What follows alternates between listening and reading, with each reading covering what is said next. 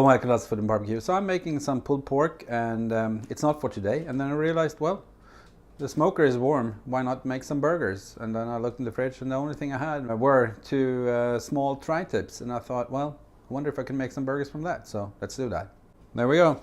So I've got two tri-tips. They're about 4 pounds total. So I'm gonna make a couple of burgers, and I'm putting on the smoker, and let's see what we get from that. There we go, all cubed up. So I'm gonna grind it, and then I'm gonna make some burgers from it. I'm only gonna use salt and pepper to season them.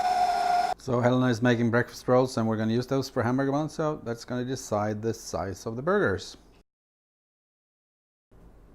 It's decided, perfect size, 1/4 pounder, 4 ounces. There we go. So I'm just gonna shape this into a burger.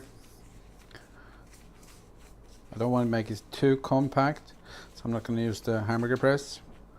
Something like so. I think that's going to be perfect. There we go. A little bit of salt and a little bit of pepper. Okay, so it's been 7 hours since I put the pork butt on, so first time looking at that. Looks nice.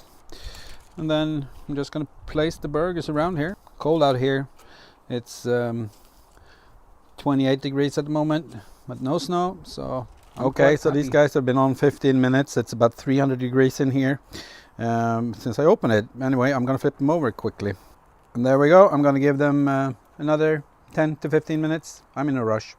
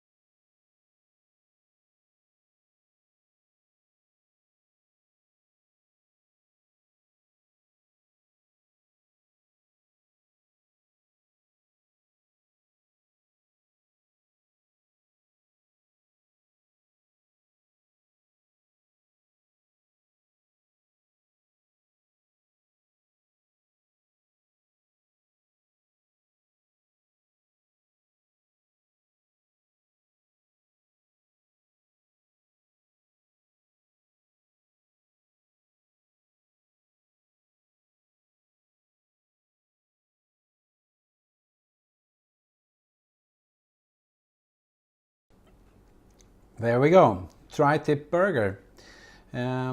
Let's try it out.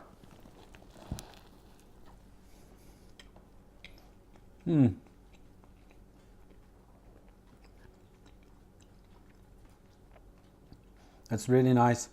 The smokiness comes through. Really beefy flavor from the tri-tip. I really like that. I wouldn't say it's the same as the ribeye burger I made, but pretty close actually. The sauce, just whipped it together. Really nice as well. Thank you for watching. Bye.